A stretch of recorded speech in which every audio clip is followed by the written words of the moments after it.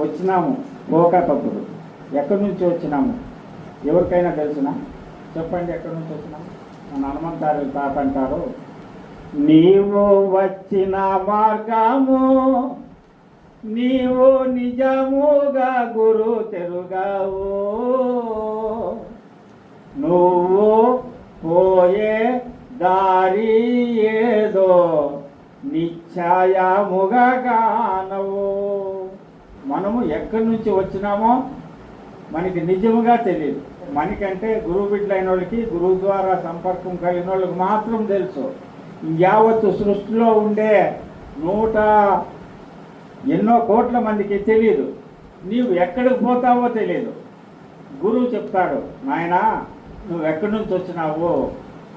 బ్రాహ్మణో రవ్యక్తో మహదో మహదో మహదంకార మహదంకారాన్ని త్రిగుణాన్ని త్రిగుణాన్ని పంచభూతాన్ని పంచభూతాన్ని పంచతన్మాత్రాన్ని పంచతన్మాత్రాన్ని అఖిలం జగం. నువ్వు ఇక్కడోడు కాదు, బ్రాహ్మణం ఆ పరబ్రహ్మమే. నువ్వెవరు? ఆ పరబ్రహ్మమే. ఆ పరబ్రహ్మం నుంచి అవ్యక్తమైనావు అంటే ఆ పరబ్రహ్మము మొరగయ్యి ఏమీ తెలియని స్వరూపంగా మారినావు. అవ్యక్తం నుంచి ఓంకారమైనావు. మహత్ అంటే ఓంకారం. ఓంకారం నుంచి త్రిగుణాలుగా రూపాంతరం చెందావు. ఆ ఓంకారం అనగా త్రిగుణాలంటే మామూలు జనాల రీతిగా విష్ణు ఈశ్వర బ్రహ్మ అనుకుంటారు. మహత్ అంటే ఆదిశక్తి అనుకుంటారు. అలా కాదు. ఈ గురుమార్గంలోకి వస్తే విష్ణు ఈశ్వర బ్రహ్మ లేరు, ఆదిశక్తి లేదు. ఉన్నది ఆ పరబ్రహ్మమే, ఆ పరబైలే. అదొకటే శాశ్వతము. అక్కడి నుంచి మహత్ అయినావు. మహత్తు నుంచి త్రిగుణాలు సత్వ రజో తమో గుణాలుగా ఏర్పడినావు. ఆ సత్వ రజో తమో గుణాల నుంచి పంచభూతాలు ఉత్పత్తి అయినాయి.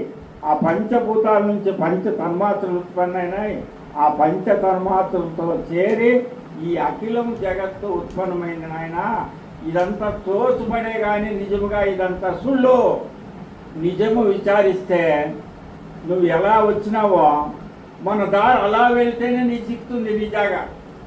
ఈ మధ్యలో ఏమేమి చేరుకోండాయి వీళ్ళు ఇప్పుడే చెప్పారు ఇంతకుముందు. కామక్రోధాలు, అష్టమదాలు, రాగద్వేషాలు, ఈశనాత్రయాలు ఇలాంటివన్నీ దేహంలోకి చేరుకొని నేను నేను నేను నేను నేననే వ్యవహరించుతూ ఊని కర్మలను చేతురా, నేను చేతనుల వేరు చేసిన నేను శూన్యమైపోవునురా. ఈ నేను నేను అంటావు కదా, ఈ నేను చేతనుల వేరు చేసిన. నువ్వు వేరే ఉండవు, నీలో చైతన్యం వేరే ఉంది.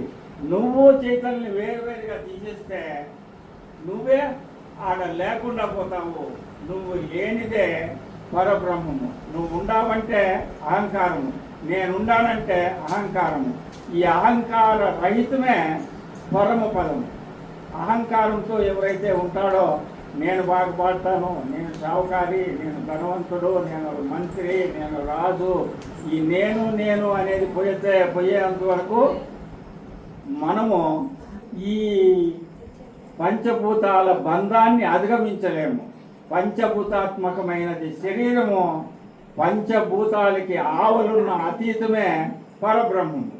అహమేవ ఇహం జగం. అహము ఉన్నవానికి ఇదంతా జగమే. అహం రహితము పరబ్రహ్మం. ఇంతే. బోధ ఎంతసేపు చెప్పాల బోధ? 2 వాక్యాలు. అహమేవ ఇహం జగం. నేను ఉండాలని అనుకుంటే నీతో పాటు ఈ జగమంతా ఉంది. నువ్వు లేదా ఈ జగం లేదు. నువ్వు రేపు పొద్దున్నే నేను చచ్చిపోతే నాకుందే జగము. చచ్చిపోవద్దు, మేల్కొనే ఉందాము, బతికే ఉందాము. సాయంత్రం అయింది, నిద్ర వచ్చింది, గాఢ నిద్ర పట్టింది. ఆ గాఢ నిద్రలో నీ దేహం ఉందా? ఉన్నట్లు నీకు గుర్తుందా? ఈ ఆశ్రమం ఉన్నట్లు గుర్తుందా? ఇల్లు ఉన్నట్లు గుర్తుందా? బారు ఉన్నట్లు గుర్తుందా? పిల్లలు ఉన్నట్లు గుర్తుండారా? భగవంతుడు ఉన్నట్లు గుర్తుండారా? భూమి ఉన్నట్లు గుర్తుందా? అసలు ఈ సృష్టి ఉన్నట్లు గుర్తుందా? నువ్వు బతికి ఉన్నప్పుడే గాఢ నిద్రలో ఇవేమీ లేవు. మరి ఎప్పుడొచ్చినాయి? నువ్వు మేల్కొంటానే వచ్చిండాయి. ఎందుకు మేల్కొంటున్నావు? ఇవి ఉన్నాయి చూడి, 25 తత్వాలు లేకుండా నువ్వు ఒకడే ఉన్నప్పుడు, నీ ఒకడే ఉంటే ఈ సృష్టి లేదు. ఈ జతకి ఈ 25 తత్వాలు వచ్చి చేరుకుంటానే మనం మెలకువైతానే ఈ తత్వాలన్నీ చేరుకుంటాయి. ఈ తత్వాలు చేరుకుంటానే ఈ సమస్త సృష్టి ఉంది. నువ్వు లేకుండా పోయేది ప్రతిరోజు నీకు జరుగుతానే ఉంది నిద్రలో. ఇదేది సుళ్ళు అనేది ఎవరో చెప్పేది కాదు, నీ అనుభవానికి ప్రతిరోజు తోస్తా ఉంది. నువ్వు గాఢ నిద్రపోయినప్పటి నుంచి మెలకుపోయేదాకా ఈ ప్రపంచంలో ఏది సంబంధం లేకుండా నువ్వు శవం మాదిరి పడింది నీ శరీరం కూడా. నువ్వు ఒకడే సజీవంగా ఉండవు కాబట్టి మళ్ళా లేచినావు. నువ్వు కూడా దేహం పడిపోయినట్లే పడిపోయింటే పొద్దున్నే లేవు. ఈ దేహం పడిపోయింది కానీ నువ్వు ఉండవాడా? నువ్వు ఆ పరబ్రహ్మమై అక్కడ ఉన్నావు కాబట్టి ఈ పరబ్రహ్మానికి ఈ రాగద్వేషాలు, అష్టమదాలు, పంచభూతాలు, త్రిగుణాలు, లేక ఓంకారమో, సృష్టో, సూర్యుడో, చంద్రుడో ఏమీ లేదాడ. ఏమీ లేనిది ప్రతి ఒక్కడు ప్రతిరోజు అనుభవిస్తూ ఉన్నాడు. ఈవన్ కుక్క, నక్క, పాము వంటివి కూడా, ఎద్దు, పశుపక్షాదులు కూడా అనుభవిస్తూ ఉన్నాయి. మేము ఏమీ లేని స్థితిని అనుభవిస్తాం అనేది పశుపక్షాదులకి తెలియదు. ఈ 2 కాళ్ళ పశువులకి అసలే తెలియదు. ఎప్పుడు తెలుస్తుంది అంటే వాళ్ళ పూర్వజన్మ సంస్కారమును బట్టి ఏదైనా ఒక గురువుని చేరి ఆ గురువు దగ్గర మంత్రోపదేశం చేసుకొని తను మన ధనాదులు గురువుకి అర్పించి ఆ గురుసేవ చేయంగా చేయంగా చేయంగా ఏమవుతుంది? ఒక రాయి మీద రాయేసి తిక్కంగా తిక్కంగా తిక్కంగా ఏమవుతుంది? రాయి కరిగిపోతుంది. అట్లనే రాయి వంటి ఈ అహంకారము గురువు పాదాలు పట్టుకోంగా పట్టుకోంగా పట్టుకోంగా ఒకనాడు పట్టుకుంటే తగ్గిపోతుందంటే లేదు. ఇది పాషాణము. అహంకారం అనేది పాషాణము. దేంతో పోల్చినారంటే అహంకారము దుర్యోధనతో పోల్చినారు. వాడు లాస్ట్కి అన్నీ పోయి, పెండ్లాం పోయి, రాజ్యం పోయి, తండ్రి పోయి, బంధువులు పోయి, అంతా పోయినా కూడా నేను నేను అని దాచుకొని ఉంటాడంట మడుగులో. ఏం రా నువ్వు ఇట్లా ఓడా అంటే వాడు అహంకారము. బయటకు వస్తే ప్రాణం పోతుందని తెలిసినా వాడు అహంకారం పోగొట్టుకోలేక నేను నన్ను అంటావు అని పైకి లేచినంట. లేస్తానే గర్ తీసుకొని భీముడు వేసేసినంట. కాబట్టి ఈ అహంకారం అనేది అంత తొందరగా పోదు, కేవలం గురు సేవ ద్వారానే పోతుంది. దానికే నేను చిన్న తత్వం రాసినాను. సేవ చేసే భాగ్యం అడిగితిమి సద్గురుదేవా, సేవ చేసే భాగ్యం అడిగితిని. సేవ చేసే భాగ్యం అడిగితే సాధు సంగము జోడుగూడితి. సాధనంబులు లేని నిజ గురు మార్గమే చూపించరాదా. సేవ చేసే భాగ్యం అడిగితిమి సద్గురుదేవా, సేవ చేసే భాగ్యం అడిగితిమి. సాధనంబులు లేని నిజ గురు బోధ. ఏ సాధనం చేసినా కూడా అది కర్మే. నువ్వు పూజ చేస్తావు కర్మే, అన్నదానం చేస్తావు అది కర్మే, ఆశ్రమం కడతావు కర్మే, భజన చేస్తావు కర్మే. సత్కర్మ చేస్తే పుణ్యం వస్తుంది, దుష్కర్మ చేస్తే పాపం వస్తుంది. దుష్కర్మ అనేది ఇనుపు సంఖ్యలు జైల్లోకి వేస్తే బేడీలు వేసుకోపోతారే, ఇనుపు బేడీలు దుష్కర్ములు చాలా గట్టిగా ఉంటాయి. ఈ సత్కర్ములు అనేవి బంగారు సంఖ్యలు. అవి సంఖ్యలే, ఇవి సంఖ్యలే. మరి ఈ సంఖ్యల నుంచి విముక్తి కలగాలంటే ఎట్లా? ఈ సత్కర్మలు చేసేటప్పుడు కానీ దుష్కర్మలు చేసేటప్పుడు కానీ నేను చేస్తా ఉన్నానని దాన్ని వదిలేయాలి. నేననే వ్యవహరించుచు పూని కర్మలను చేతురా. నేను నేను నేను అని చేస్తే ఏమి చేసినా సత్కర్మం చేసినా పుణ్యం వస్తుంది. ఆ పుణ్యం అనుభవించే మళ్ళీ జన్మ వస్తుంది. దుష్కర్మం చేస్తే పాపం వస్తుంది, దాన్ని అనుభవించే మళ్ళీ జన్మ వస్తుంది. ఈ రెండింటి నుంచి తప్పించుకోవాలంటే ఏం చేయాలా? అసలు నువ్వు ఎక్కడి నుంచి వచ్చినావో, నీ దారి ఏది తెలుసుకొని ఇదంతా నిద్రలో నువ్వు ఏదైతే ఉండావో జాగ్రత్తలో అలా ఉండగలగాలి. స్వప్నే సుషుప్త దృష్టాంతం. ఇదంతా కల వంటిది, యావత్ ప్రపంచము కల వంటిది. ఈ కలలో సుషుప్తావస్థలో ఏది లేక ఎలాగా ఉందో ఈ మెలకులో కూడా ఏది లేదని గురువు వాక్యము ద్వారా గురుసేవ ద్వారా నిశ్చయం చేసుకొని గురువు పాదాలకు సేవ చేసి చేసి అహంకారాన్ని రహితం చేసుకుంటే అహంకారం రహితమే పరబ్రహ్మము. ఆ పరబ్రహ్మ స్థితి పొందినప్పుడు నేను కట్టినాననేదిలా, నేను పెట్టినాననేదిలా, నేను పుట్టినాననేదిలా, నేను చొచ్చినాననేది లేదు. పుట్టు సావులకు అతీతమైనదే ఆ పరబ్రహ్మ స్వరూపము. ఆ పరబ్రహ్మ స్వరూపమే నువ్వులో ఇప్పుడు ఒక రాగి కడ్డీనో ఇనుపు కడ్డీనో తీసుకొని బంగారం చేసేక అవుతుందా? చూసినారా ఎవరన్నా? ఒక ఇనుపుని బంగారం చేసేది కాదు. ఇనుముగానే ఉంటుంది, అది బంగారం కాదు. మరి బంగారం కడ్డీని బంగారంగా తయారు చేసేది ఉందా? బంగారం కడ్డీని బంగారంగా తయారు చేయాలా? అది పుట్టుతానే బంగారం, దాన్ని తయారు చేయాలా? ఇనుముని తయారు చేసేక అవుతుందా? ఇనుము ఈ దేహము, ఇది ఎప్పటికీ ఇనుమే, ఇది బంగారం కాదు. ఈ ప్రపంచము ఇనుము, ఇది ఎప్పటికీ బంగారు కాదు.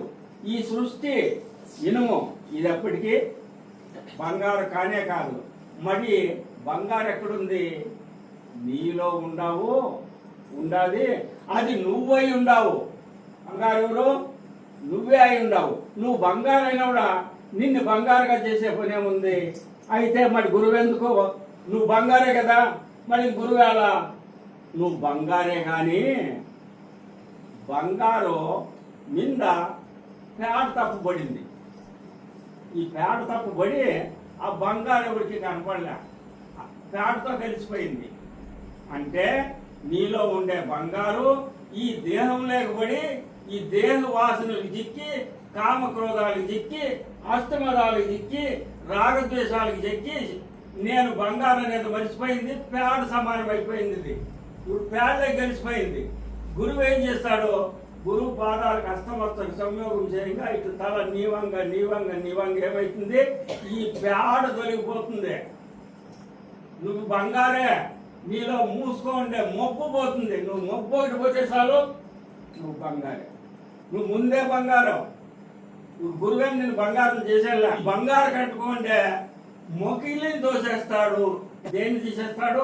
మకిలి, డస్ట్, పేడ ఏది తగులుకొని నిన్ను బాధిస్తా ఉందో కర్మబంధాలు, ఈ కర్మబంధాలని తొలగిస్తాడు. ఎప్పుడైతే దీన్ని తొలగించునో ముందునే ఏమైందావు?